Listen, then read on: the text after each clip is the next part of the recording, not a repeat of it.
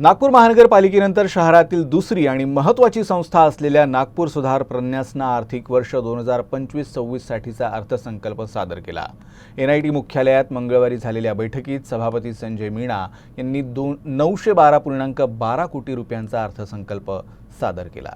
नागपूर सुधार प्रन्यासला 2025-26 या आर्थिक वर्षात ओपनिंग बॅलन्ससह 1507.79 कोटी रुपयांचं उत्पन्न मिळण्याची अपेक्षा आहे, तर विविध विकास योजनांवर 1405.13 कोटी रुपये खर्च केले जातील।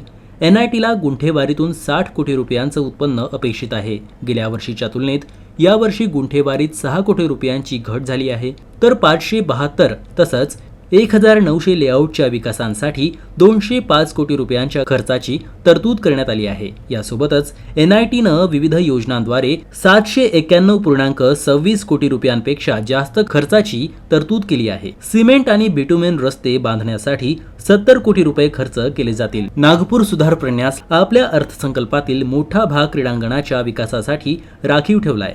NITनं क्रीडांगणांच्या विकासासाठी 150 कोटी रुपयांची तरतूद केली आहे।